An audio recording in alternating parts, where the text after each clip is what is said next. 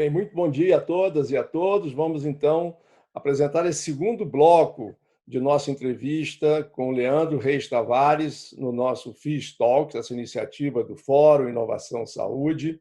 O Leandro, que no primeiro bloco já falou um pouco da sua vida pessoal, da sua trajetória profissional, das suas gratidões, enfim, ele resumiu naqueles 20 minutos do primeiro bloco uma trajetória de vida muito rica e que certamente teria muito mais coisas a falar, mas agora nós vamos tratar de outros temas, talvez os temas voltados para a área da saúde propriamente dita.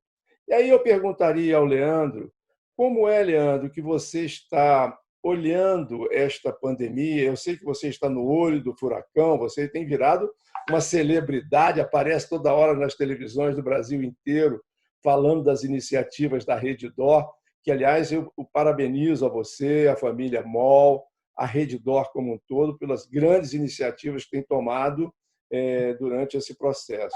O Rio de Janeiro, muito em particular, deve muito à Redditor pelas coisas que estão fazendo por nós aqui na nossa cidade, no nosso estado, e em muitos lugares do Brasil também, onde o nosso FIS Talks chega, certamente concordarão comigo que também em várias cidades brasileiras a Redditor tem tido uma atividade muito intensa.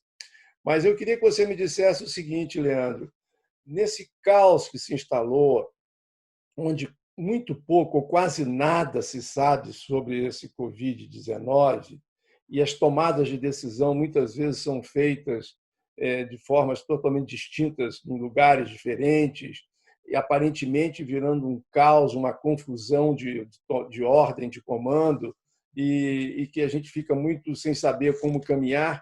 Que legado você acha que essa pandemia poderá deixar para o setor saúde, do ponto de vista da governança, da gestão, dos modelos assistenciais, da própria regulação, enfim, de inovação, de empreendedorismo? Que oportunidades você acha que poderão existir a partir desse momento que a gente está vivendo, um novo momento sanitário, considerando que jamais tivemos uma experiência como essa em nosso país?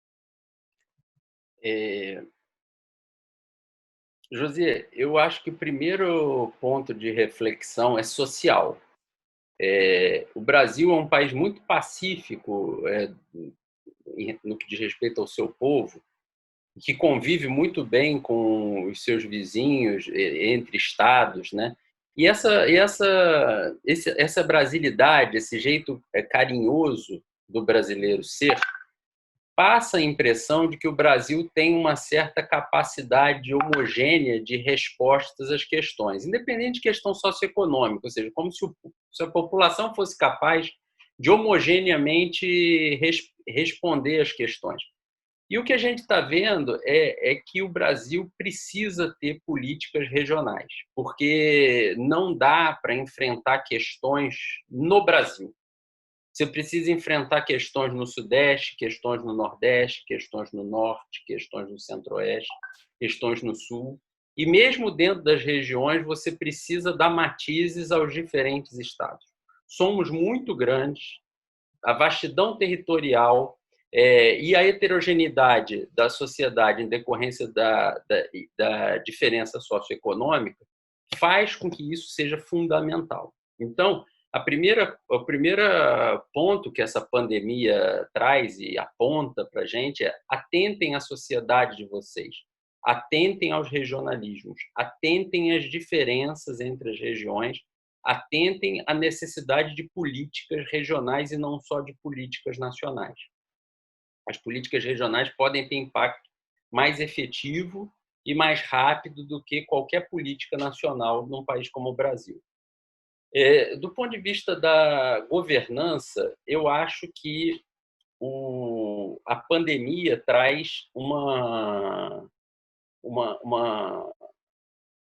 ela reforça, na verdade, o que a gente já vê há muito tempo, que precisa haver uma melhor organização do sistema de saúde. Não dá para a gente continuar com o nosso sistema de saúde tão confuso quanto ele é. não dá para continuar sob o pretexto de que a gente tem um aparato legal muito adequado e de que o SUS é um portento e algo fundamental para a nossa sociedade, que eu também concordo que ele seja fundamental, mas não dá para isso encobrir as ineficiências de gestão, entendeu? Não dá para isso encobrir a necessidade de você ter mecanismos mais fáceis, rápidos e eficientes de gestão do sistema de saúde. A população não aguenta mais, né? Então, toda a burocracia que foi criada para a gestão do SUS, em tese, para dar transparência, para melhorar a governança, para aproximar a decisão da população, na verdade, são entraves burocráticos, na maioria deles, que dificultam a gestão, dificultam a resposta rápida e permitem a malversação de dinheiro público muitas vezes. Então, a gente precisa facilitar o tal do nosso sistema único de saúde. A gente precisa facilitar a gestão desse sistema para trazer eficiência para ele, né? E não adianta a gente falar que o SUS é maravilhoso e virar as costas e não brigar por um financiamento adequado. Porque o SUS ele não tem condição de ser maravilhoso com o financiamento que ele recebe. Não adianta, entendeu? É impossível. Quando você vê o custo de uma internação no SUS, você vê que aquilo ali é uma conta que não fecha. Você vê que não é possível aquilo ali. E aí, o trabalho, às vezes, de décadas fica posto em xeque nos momentos de pandemia como esse. Porque no momento de pandemia como esse que a gente está, o que aconteceu? A população virou os olhos para o setor privado.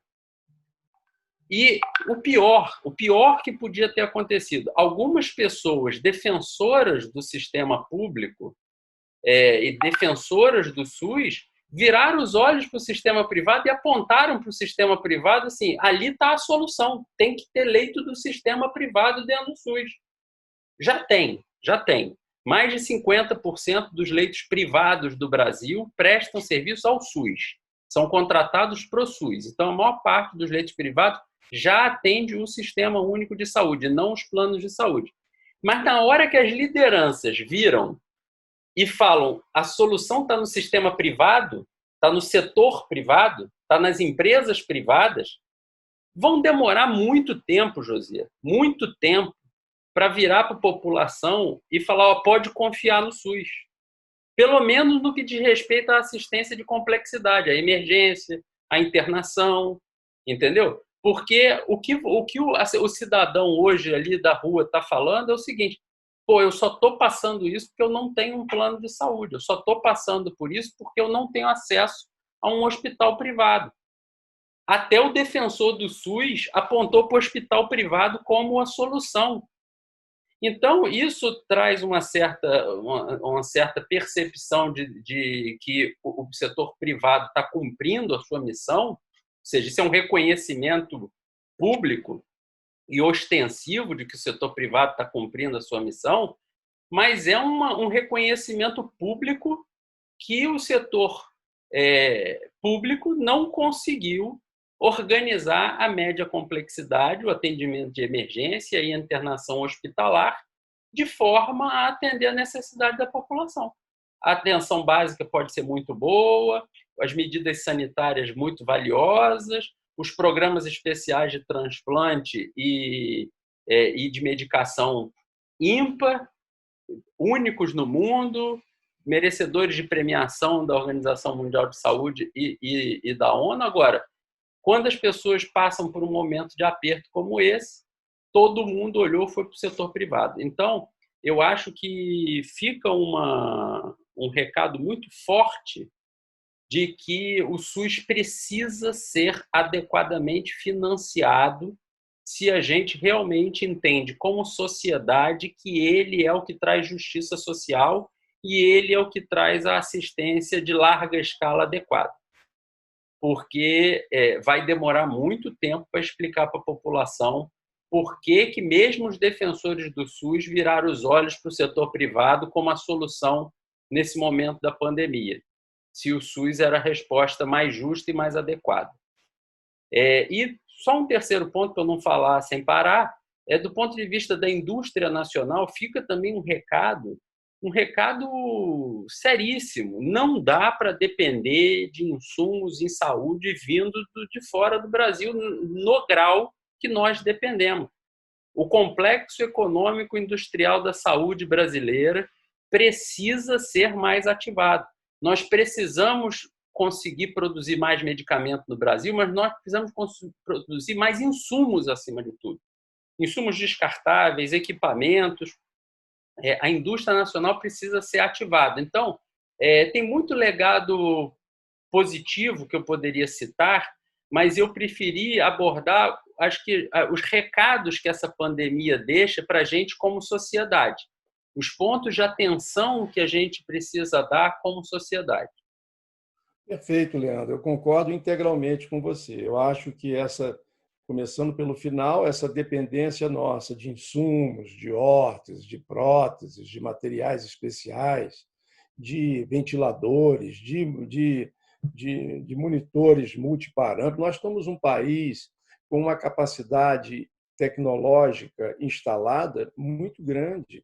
Nós produzimos avião de altíssima qualidade. Não é razoável que o Brasil não possa estar produzindo todos esses insumos para um segmento que é o da saúde, que é uma grande fonte geradora de receitas tributárias, grande criador de empregos, de oportunidade de empregos, trabalho, movimenta quase 9% do PIB brasileiro. Em síntese, é um segmento extremamente forte e que essa pandemia ela realmente revelou uma tragédia, que é você ter que comprar máscaras, comprar luva, comprar não sei o quê, tudo importado, e os preços, obviamente, os países mais ricos começaram a fazer leilão, compra, uma vergonha mundial isso, uma coisa muito triste que aconteceu e que, por falta de termos no país uma política de incentivo ao desenvolvimento de um complexo industrial na saúde brasileira. Eu concordo integralmente com você. Já com relação ao SUS, eu queria também reiterar isso. Esse talvez seja um momento, uma oportunidade de nós revermos o sistema público de saúde do ponto de vista de melhorar o sistema público de saúde, não somente na questão do financiamento, que é risível, é absolutamente inacreditável que você queira financiar um atendimento de uma cirurgia ou de qualquer outro procedimento com valor que não cobre efetivamente os custos. A razão das pessoas não terem acesso ao sistema público de saúde e preferirem estar indo para o setor privado é que o setor público está subfinanciado e, pior do que isso, está desfinanciado e, consequentemente, ele reduz os leitos. Sabe? É muito simples. Os hospitais vão reduzindo leito. Os hospitais públicos reduzem leito para poder atender o que é possível. Então, é um movimento de... Mas por que não se bota mais recursos? Porque a gestão do setor público, no meu olhar, não é eficiente. Precisa ser modificado o modelo de governança e o modelo de gestão. E a população fica sempre... E ainda tem um tempero adicional, que é a corrupção. Você veja agora nessa questão dos hospitais de campanha, com as denúncias de corrupção nos setores públicos, onde eles foram assumidos pelo setor público, é um escândalo. Isso desacredita o setor público. Nós temos que resgatar a credibilidade do setor público com um novo olhar de uma reforma do modelo de governança e gestão, aportando mais recursos para o financiamento correto e adequado. A sociedade precisa acordar que o SUS é uma conquista universal para todos nós, que é um importantíssimo esse acesso universal, a integralidade do cuidado. Isso, o Brasil, foi uma conquista, um avanço gigantesco e que nós não podemos perder isso. Eu concordo com você.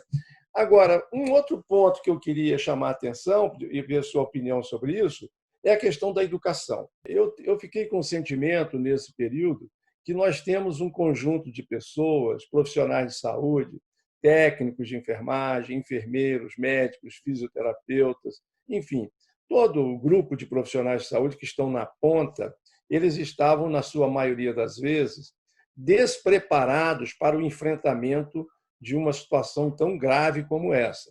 E nós tivemos que recorrer a treinamento em cima da hora para poder fazer esse enfrentamento. Foi muito difícil.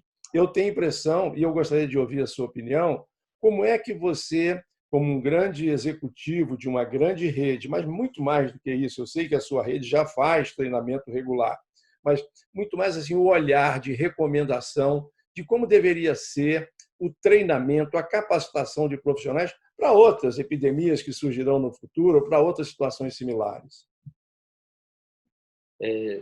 José, eu concordo totalmente que o processo educacional de treinamento teve as suas entranhas expostas nesse momento da pandemia. Foi muito desafiador.